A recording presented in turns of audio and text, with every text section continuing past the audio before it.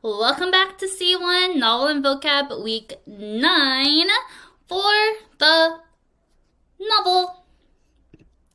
So I hope you watched our vocabulary video already. And I hope you're now watching this, or maybe make sure you watch this and then the vocabulary. Doesn't matter which order. So let's get started. What are we doing in this video? We'll be going over difficult phrases from the novel Clementine. And by doing this, this will help us with cultural fluency. By becoming familiarized with different slang and colloquialisms, which means sayings, students will be able to relate to the novel and use these phrases to show their ideas more precisely. And in today's video for week 9, we'll be going over Clementine chapters 5 through 6. So chapters 5 and 6. So let's get started right away. Everyone, please turn to page 55 to page 56. It is the first 2 pages of chapter 5. And I'll read from the second paragraph. Ready? I waited and I waited and I waited, which is the hardest thing in the world, especially when you have a hot head, which I did because my mother made me wear my winter hat so she didn't have to look at my chopped off hair. So here, it's quite funny because here, hothead is used in a figurative way. However, Clementine is understanding it in a literal way. What is a hothead, first of all? Let's see this here first. To explain what it means to be a hothead, imagine your head is like a pot of water on a stove. When the stove is turned up too high, what does the water do? The water inside starts to bubble and boil quickly, right? Well, being a hothead is kind of like a pot that boils over too easily. It means that when something happens that makes you upset or angry, your feelings bubble up really quickly, just like the water in the pot. Sometimes it's hard to control those feelings and you might react strongly without thinking much about it. But a hothead here just means that someone is who reacts to things too quickly, who is a bit angry, they react to things really quickly when they are angry. So here, basically it's saying that Clementine is a hothead. She's not able to wait. She's very impatient. But she takes this in a literal way because she's wearing the hat, right? So she's thinking that her head is actually hot. But really, it just means that she's impatient. So when can you use the phrase hothead? Examples of being a hothead might include getting really mad or yelling at someone for accidentally bumping into you. You're like, oh, why did you do that? Then you're kind of acting like a hothead.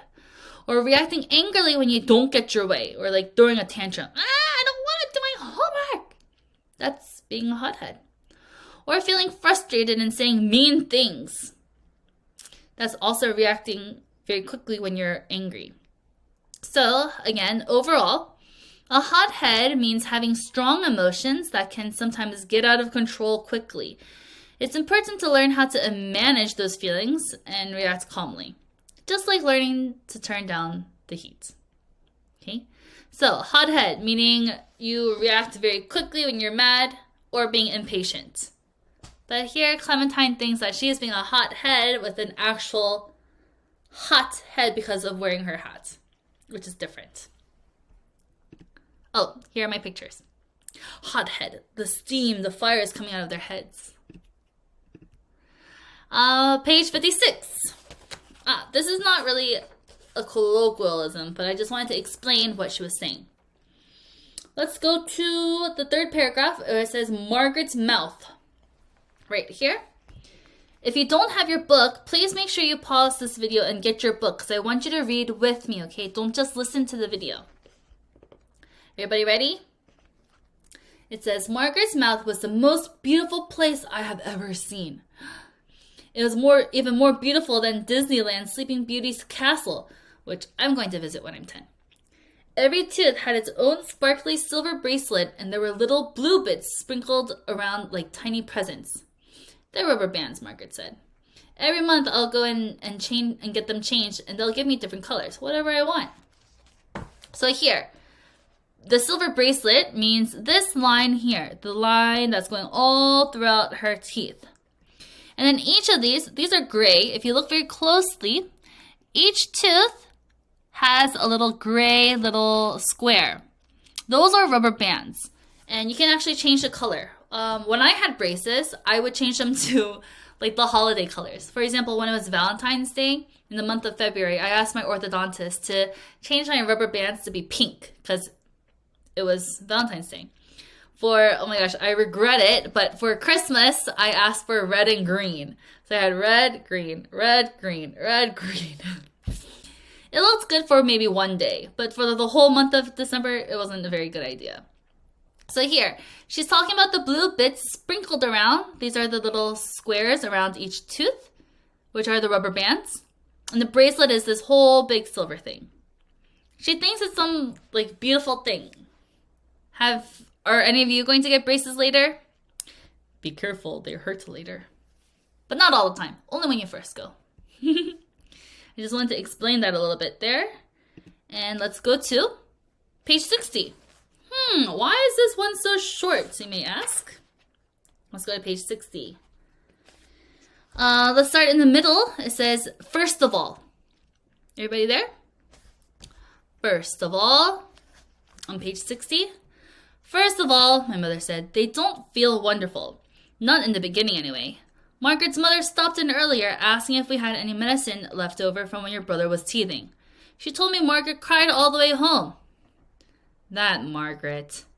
Well, I still want them next week. Why did she say that Margaret?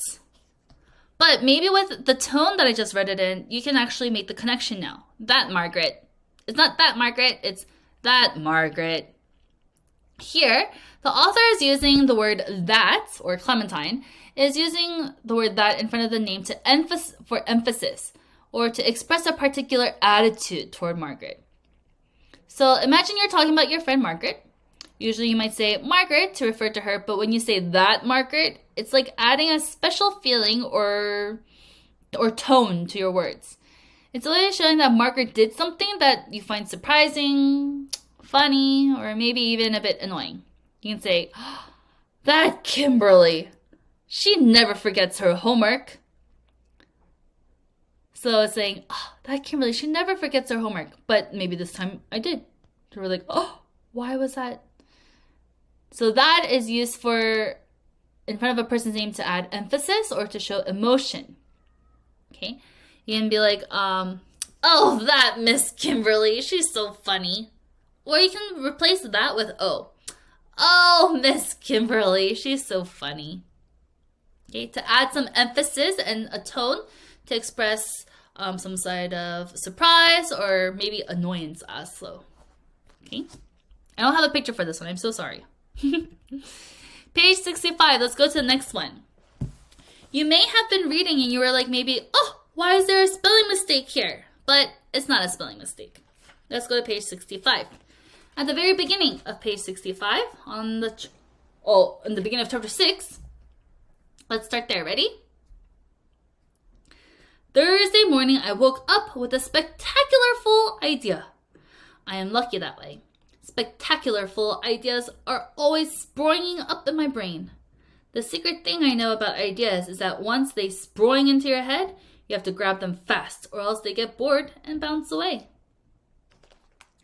So here, it's just a really fun way to read this, okay? So spectacular full and sprawling are not actual words. So if you look at it up in the dictionary, it may not be there. So spectacular full and sprawling are used to just describe the feelings of Clementine in a fun and imaginative way. So the word spectacular full is a playful combination of, do you know? Spectacular and full. Here it's used to say that she woke up with a great idea and it's so awesome. So it's like a wonderful, awesome, spectacular, full idea. To be full of spectacularness. And the word here, sprawling. Sprawling is another playful creation that is sound that came from the sound effect of something popping or springing up very quickly. So she says that this idea was springing up in her brain. So if you look over here, these are springs.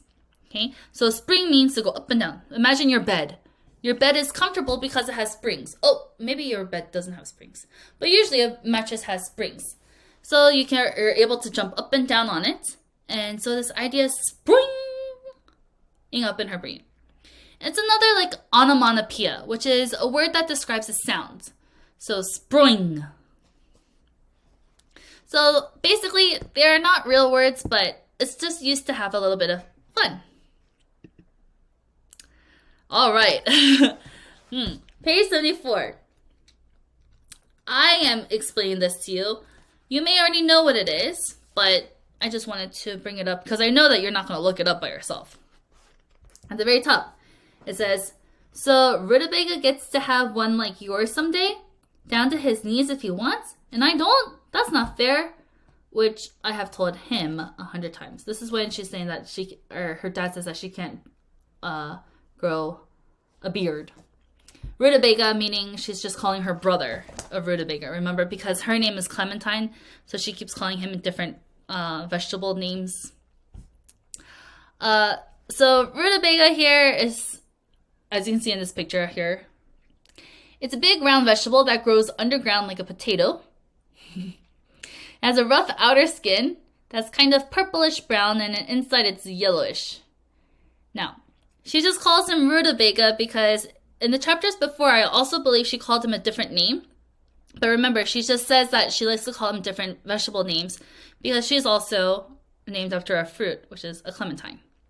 Okay, so Rutabaga just looks like this.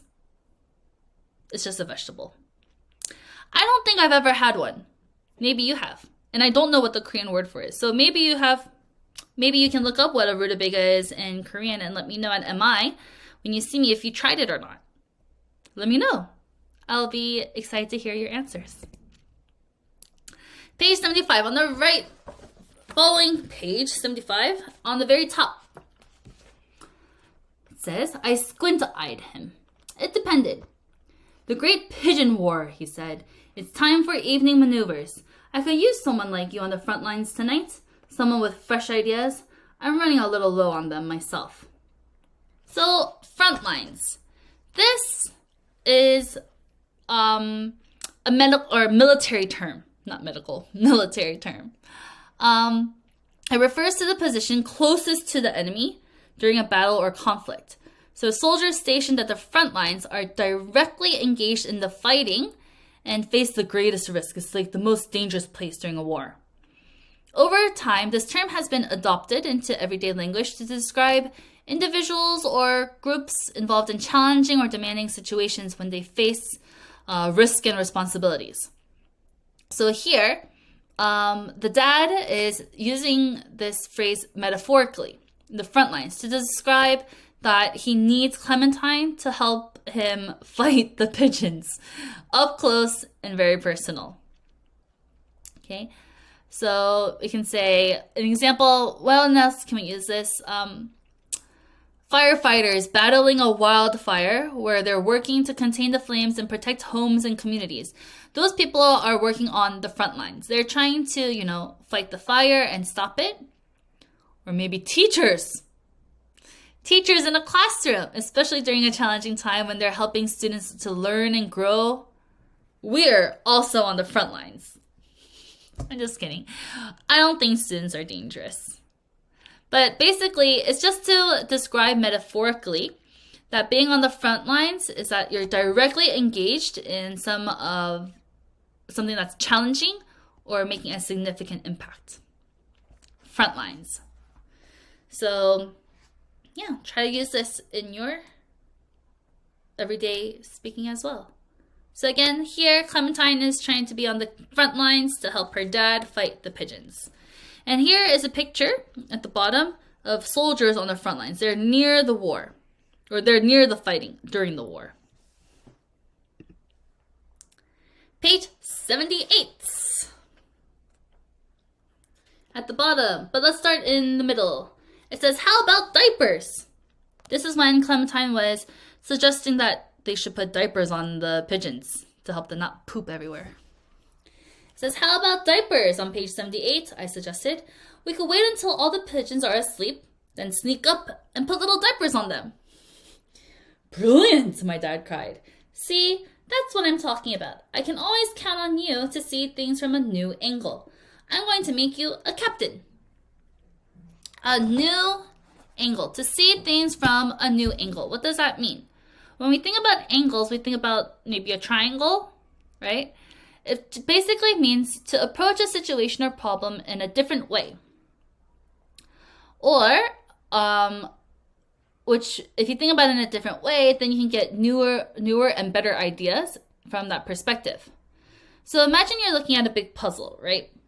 So most people try to solve it by looking at it from the same angle. You just look at it straight forward. But you can look at it from different angles. Maybe you look at it from the other side, or this side, or from the top, or from the bottom. It'll help you to see from different angles so that you can try to put the puzzle together.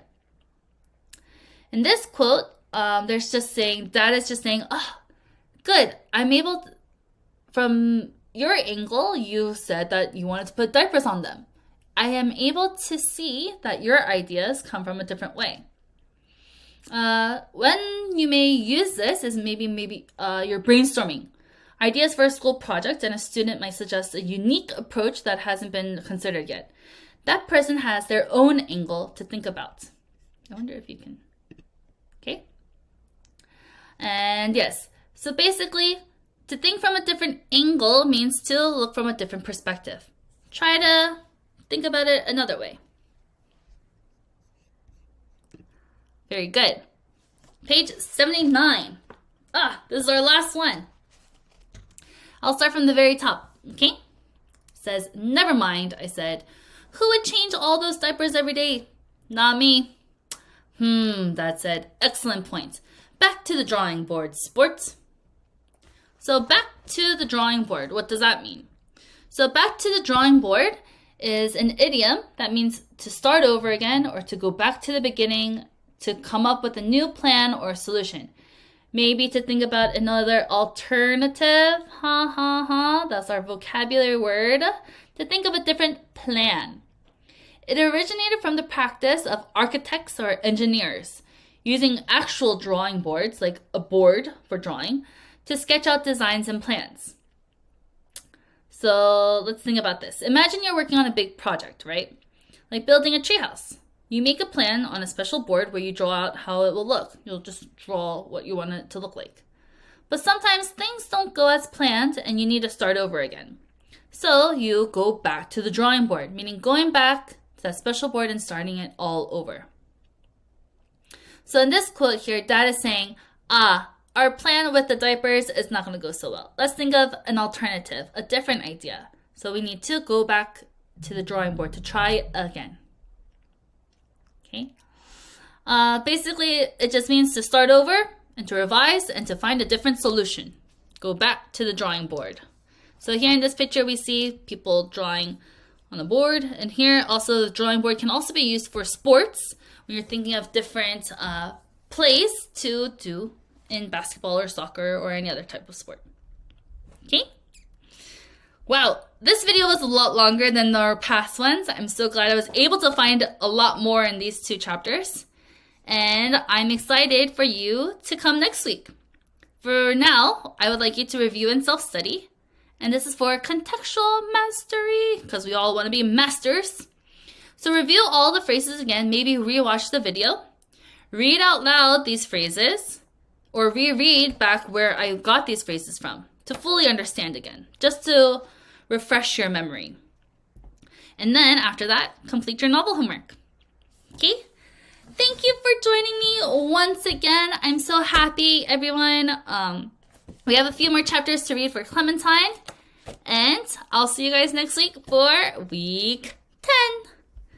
Bye!